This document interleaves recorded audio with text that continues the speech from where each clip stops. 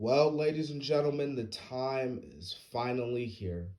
After nearly a week of promoting and just promoting and promoting, not just on YouTube, but on Twitter as well. I mean, just heavily promoting this. The day is finally here, guys, because as you see by the title of the video, this is my 100 subscribers celebration. And in celebration of reaching 100 subscribers, the three big digit number, the first big milestone here on the DC Wrestling YouTube channel for the first time ever. And trust me, yes, this is the first time ever here on the DC Wrestling YouTube channel is that a Q&A will be done. And before I get into it, actually, I just want to say thank you to everyone who commented, who sent in their questions. We got about 8 questions here. So I really appreciate it, you guys. I know it may not seem as much, but for me, again, it does. So I truly appreciate it for you guys, sending out, your questions for the Q&A.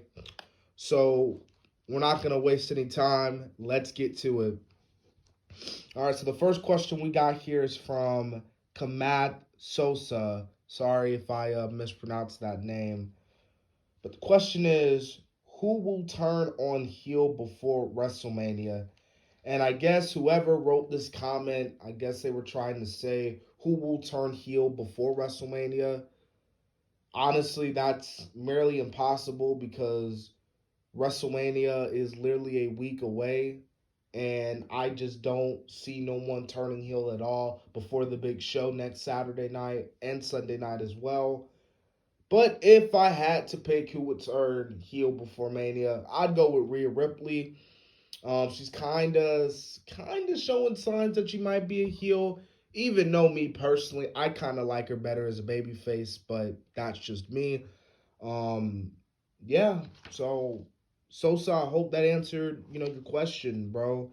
On who will turn heel before Mania. All right. So moving on, we got 3 questions from, in my opinion, one of the most underrated YouTubers here in the YouTube wrestling community. Y'all know him. You all love him. He's simply the best, Michael. He is the elitist. And I wanted to give a shout out to the elitist because the elitist, again, just a great guy, awesome dude. Love what he does. Love the shit that he does with Bonafide Heat. That shit gets me laughing. And he is actually, at the recording of this video, he is at 2.86 thousand subscribers. So he's getting that goal to 3K before Mania. So guys, if you haven't already, go sub to the Elitists because if you haven't, what are you doing? Subscribe to the Elitist, man. He's simply amazing. So yeah, shout out to the Elitist, my man. All right, so the Elitist gave me 3 questions, and as it reads, is WrestleMania 30 underrated, overrated, or properly rated?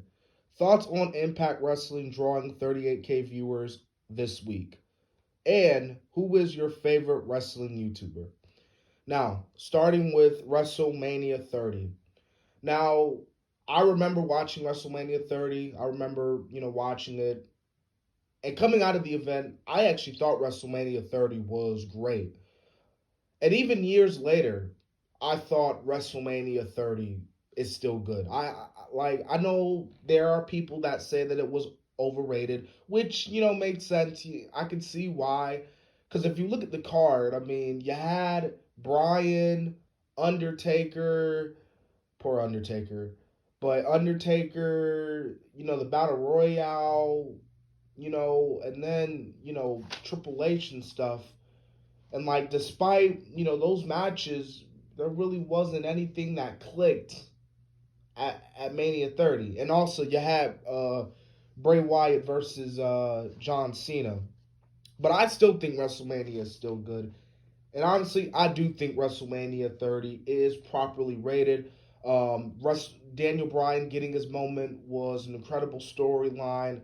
Incredible Daniel Bryan versus the Authority. Still to this day, one of my favorite WWE storylines of this modern era. The Undertaker's streak ending was shocking. It came out of complete nowhere.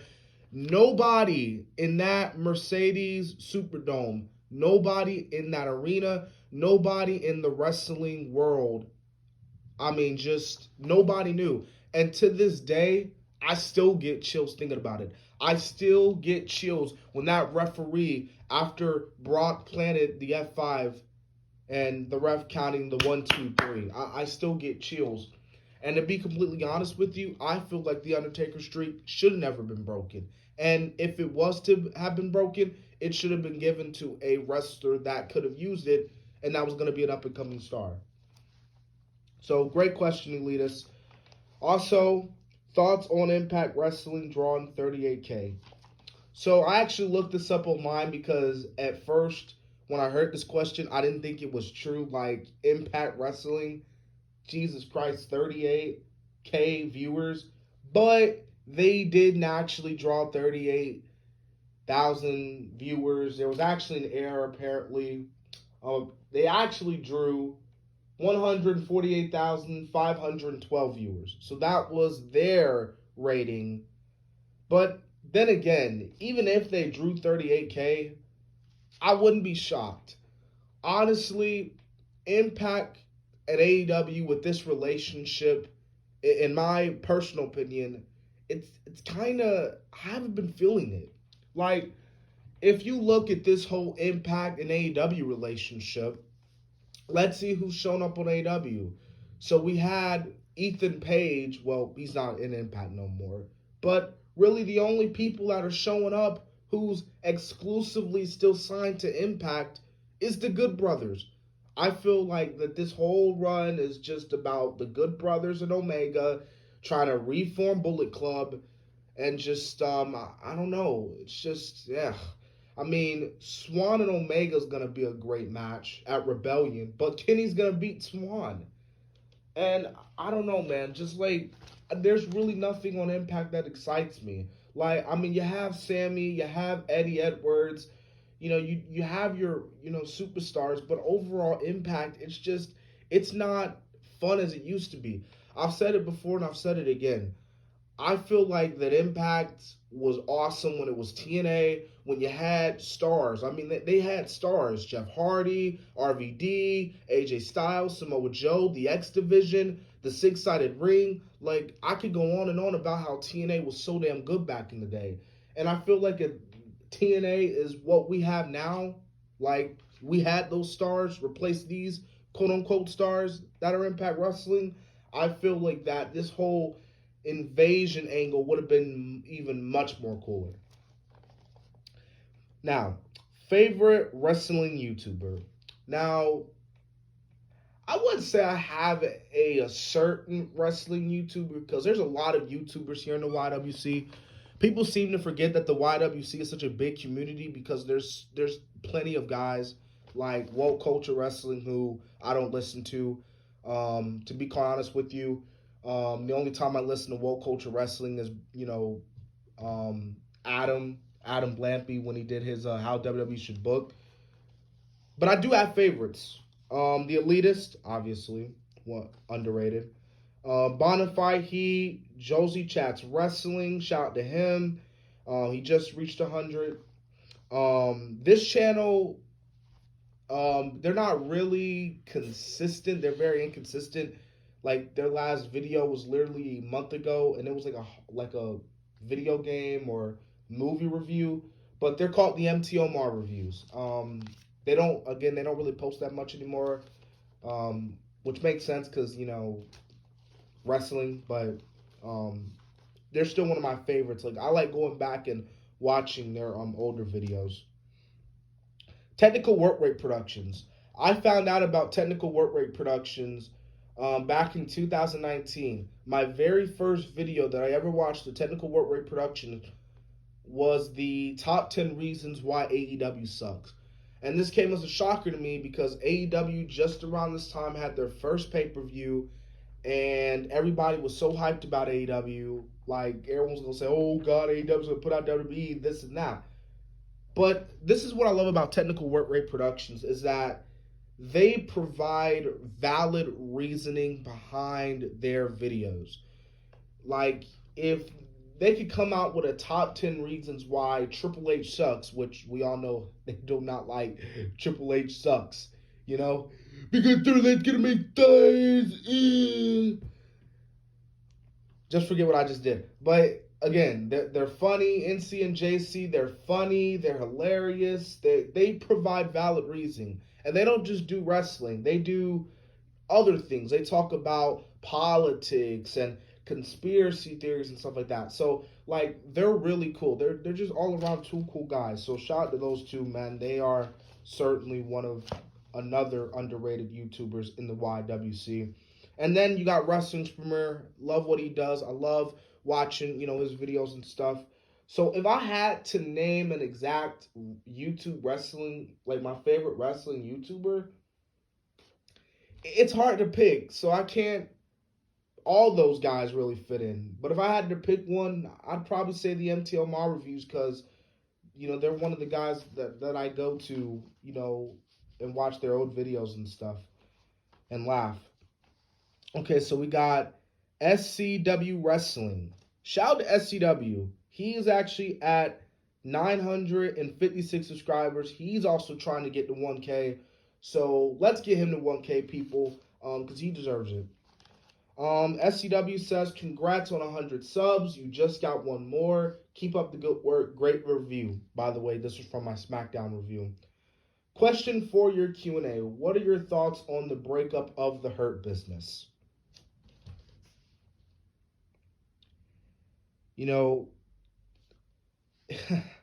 This past Monday Night Raw was probably one of the worst, not just one of the worst Monday Night Raws I've ever seen, but the worst Monday Night Raw of 2021.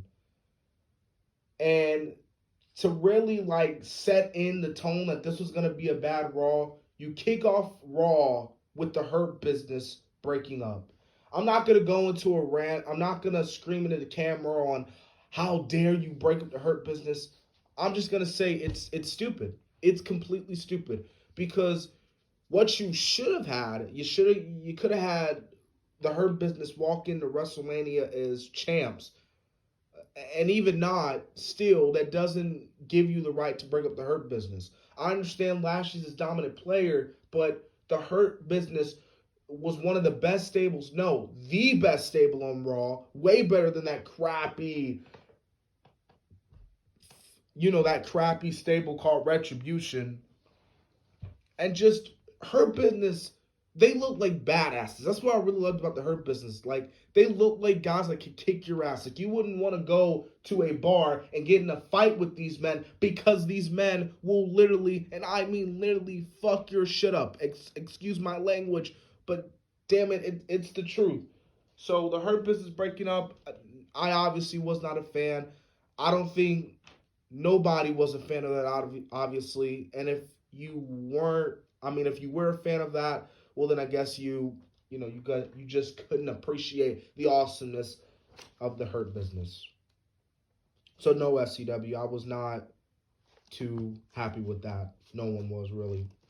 And now to end this Q&A, we got a guy who I consider to be one of my most loyal fan bases. Not really a number one fan, but one of my most loyal. He's been with me since I had 37, so he's been with me. Appreciate him. He's got 365 subscribers. Go subscribe to him. Let's get him up to 400 peeps. The almighty CR21. He asked me, just like the Elitist, 3 questions. Who was your favorite WWE wrestler? What made you start watching wrestling? And should Edge be champion in 2021? Who was my favorite WWE wrestler? Man, that's crazy. All time, I'll go with who's my all time? You know what? All time, I'll go with John Cena. He's my all-time WWE wrestler.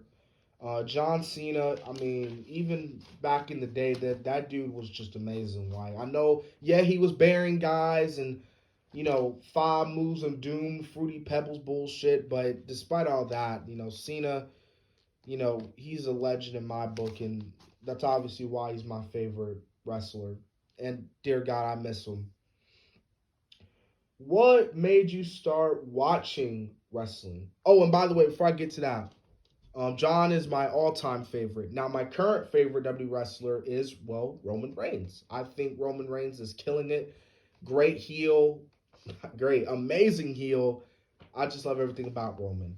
And this is actually going to be a shocking fact, but even back, like, before everything happened with, unfortunately, him announcing that leukemia, well, even before that, I mean, just I always been a fan of Roman, like back in the Shield days. But I was actually a fan of Roman during the days where a lot of you guys in the YWC, IWC were shitting on him. Like, I mean, just like, oh, Roman sucks, Roman's overrated, Roman always wins. Like, I was a fan.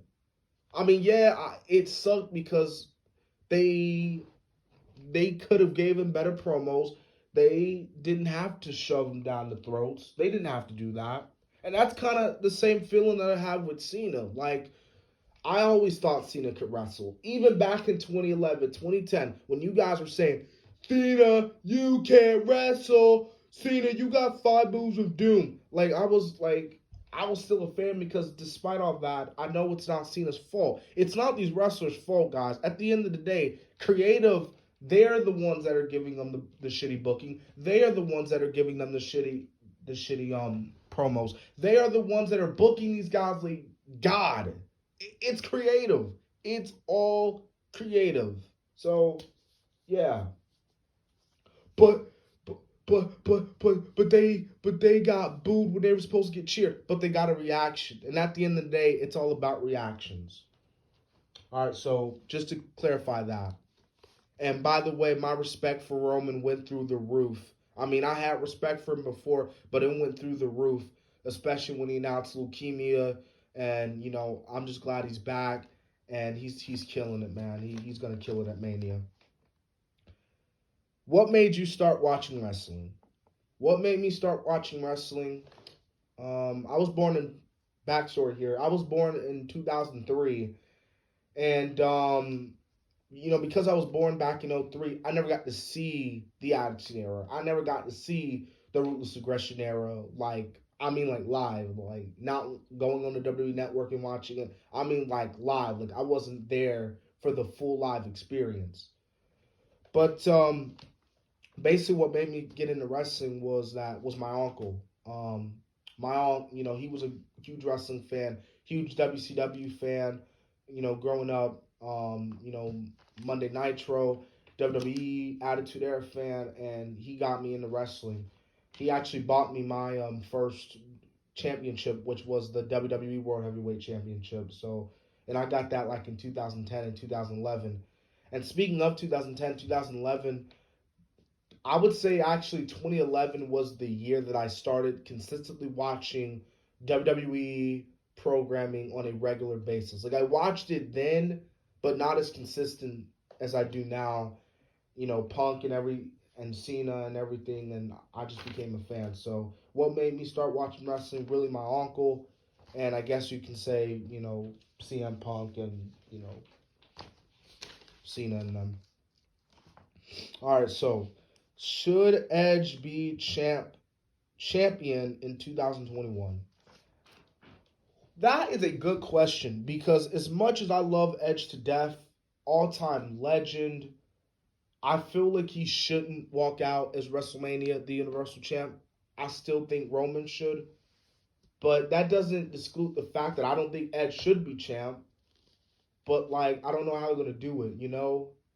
Maybe they could have Edge take the WWE title, maybe off McIntyre Lashley at SummerSlam, maybe. But they got to really build into that. So do I think Edge should be a champ in 2021?